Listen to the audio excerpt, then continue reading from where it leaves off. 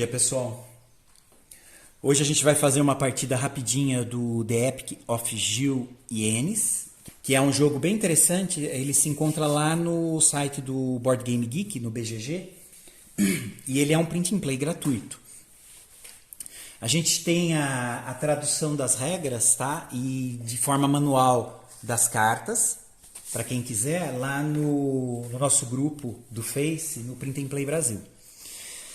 Bom, o jogo ele trata do quê? Ele trata, na verdade, de um... Ele é quase como se fosse um jogo que trata de psicologia. Ele é um jogo simples, tá? Mas ele tem essa temática psicológica forte. E ainda assim ele é um jogo bem, não vou dizer infantilizado, mas ele tem uma pegada jovem para se jogar. A gente vê pelos próprios desenhos, pela estrutura que a gente vai ter. Bom, eu vou ler aqui a história rapidinho, que é um parágrafo, para vocês entenderem.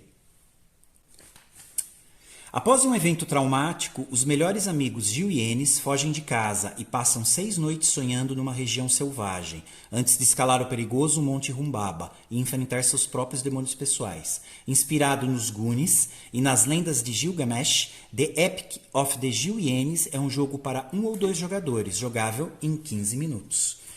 Bom, os personagens Gil e Enes são esses, são 2 jovens, tá? Sofrem algum evento traumático na vida deles. Eles fogem de casa e fazem uma peregrinação até o Monte Humbaba, tentando entender todas essas preocupações que estão rodando na cabeça deles. A peregrinação deles sai da casa e vai seguindo esses campos, que é a área selvagem, até chegar no Monte Humbaba, que é aqui em cima. E é aqui que a gente vai fazer a noite final, que é quando a gente gira essa carta, e aqui a gente vai pegar todas as preocupações que eles acumularam, né, durante essa partida, e vai tentar equilibrar com todos os insights ou percepções que eles tiveram através dos sonhos. Então eles, através dos sonhos que eles vão ter durante as noites, eles vão adquirindo... o jogo chama de insights, né? A gente traduziu como percepções, que ajudam eles a entender um pouco mais desse trauma que eles tiveram, né? Então essas preocupações que eles foram acumulando, eles têm que rebater elas através dos insights que eles ganharam à noite através dos sonhos. Bom, as cartas, elas são essas, tá? Elas estão divididas em 2 áreas. Esse jogo a gente, no momento do sonho, que vai ter uma parte do round que é feito assim, né? Na ordem do turno, digamos assim, que a gente vai poder escolher sonhar com um personagem ou sonhar com os 2. Quando o sonho é bem concretizado, quer dizer, a gente tem o sonho e é bem sucedido no teste que a gente vai fazer utilizando os equipamentos, né, que a gente fala, que é onde a gente vai colocar os dados. Ó.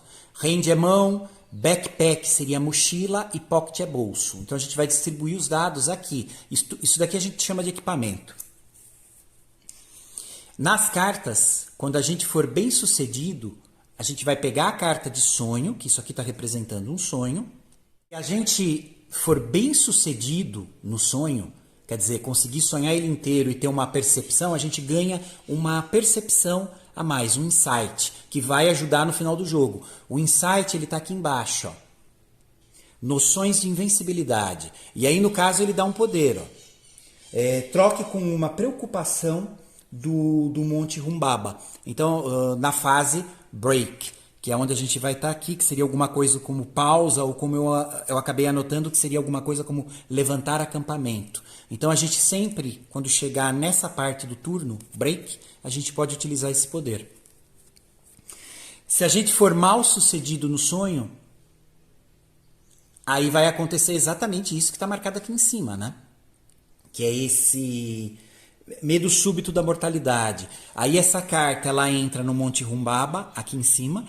Esse valor que está em cima vai ser o nível de preocupação que ele acrescenta ao monte. Então a gente vai pegar um dado de 5 e colocar aqui também, que é o que a gente vai enfrentar no final do jogo, quando a gente chega no Monte Humbaba aqui em cima, que a gente vira a carta e vai ter que equilibrar os nossos dados, todas as percepções que a gente ganhou durante o jogo, a gente vai usar para manipular os dados que a gente tem, tentando equilibrar com as preocupações que a gente foi acumulando ao longo da jornada.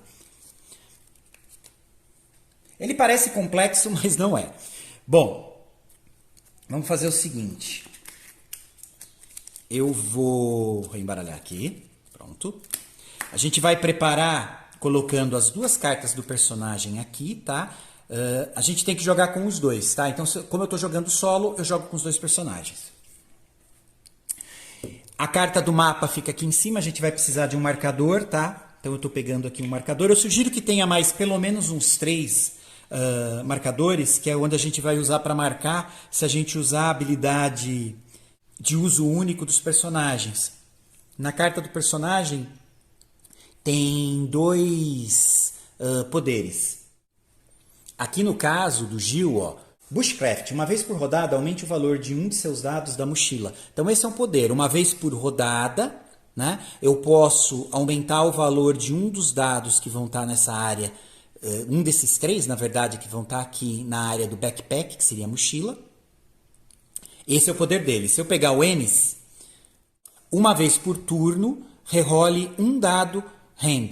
Quer dizer, eu posso rerolar o dado que tiver nessa área daqui, na área de mão. Eles têm também um segundo poder que a gente pode usar uma vez só durante a partida toda, que é por isso que eu gosto de ter os marcadores separados. No caso do Gil é esse Daydreamer, que seria uma vez por jogo, olha a carta no topo da pilha de sonhos. A gente pode olhar qual é a próxima carta aqui em cima. A gente olha e coloca ela de volta. O Ennis tem esse Clutch Hitter. Uma vez por jogo, vire um de seus dados. Quer dizer, a gente pode pegar um dado que, por exemplo, está assim, 5. Eu vou pegar ele e vou flipar. Quer dizer, eu vou virar e ver qual é o valor que está lá embaixo, no lado contrário. É o 2. Então eu posso fazer isso uma vez no jogo. Esse jogo não precisa ter dados coloridos, tá? Para diferenciar um jogador do outro. No meio do jogo os dados vão se mesclar. Mas para quem gosta, pode começar com 5 de cada cor. Que é o que eu vou fazer porque eu tenho, tá? Então vamos lá. Como que vai ser a configuração? Então os dois personagens estão aqui. O baralho com as cartas de sonhos fica aqui do lado. O mapa vai ficar aqui, tá? Que é o Monte Humbaba. Já vou deixar ele até aqui assim. A carta com os turnos para facilitar o jogo. Tem alguns símbolos no mapa que ele já está aqui também descrito o que, que é. Quando a gente chegar, a gente já vê. Bom, vou pegar um marcador e vou colocar sobre a casinha, que é onde eles estão, que vai ser o nosso primeiro round.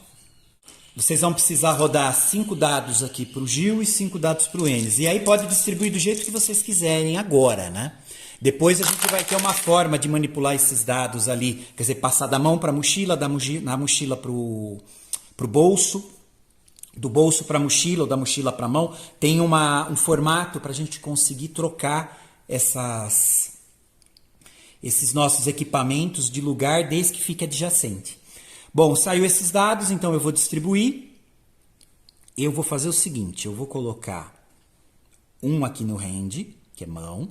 Na backpack, que é a mochila, eu vou colocar esses 3, 6, 6, 5. Prontinho. E o último 5 eu vou deixar no pocket. A gente vai usar muito o pocket, que seria o bolso, na parte do turno, onde a gente vai precisar se alimentar, que a gente acaba tendo que consumir uma comida no final de cada dia. Então é importante sempre ter algum dado aqui. Durante o jogo, a gente pode perder esses dados. A gente pode ganhar alguns, que vai acontecer, mas também pode perder o nosso equipamento. E esses dados é o que vai, na noite final, a gente vai utilizar para tentar superar as preocupações. Então é importante tentar perder o mínimo possível. Bom, vou jogar agora para o Ennis. A mesma história, estou rodando 5 dados.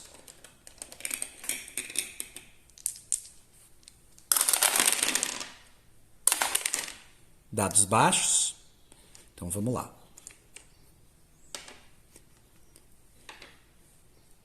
Esse 3 eu vou deixar aqui no pocket.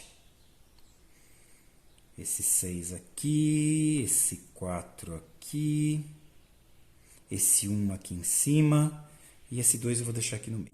A gente vai ter 3 níveis, tá?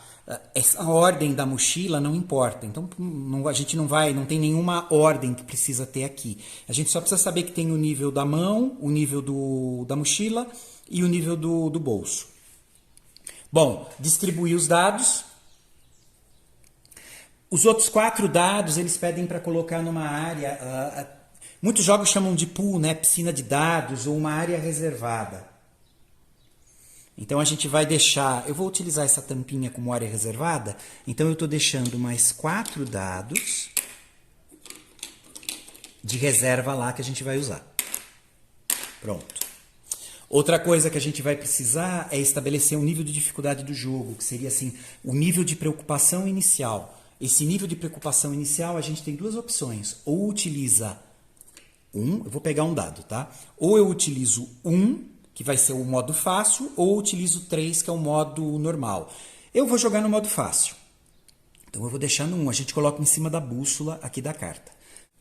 Ele já é uma das preocupações que a gente vai ter que enfrentar ou equilibrar, né, no final, na noite final, quando a gente chega lá em cima no monte.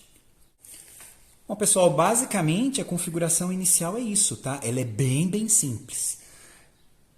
Bom, eu vou manter aquele esquema das nossas gravações, eu vou fechar esse vídeo e depois eu passo a continuação.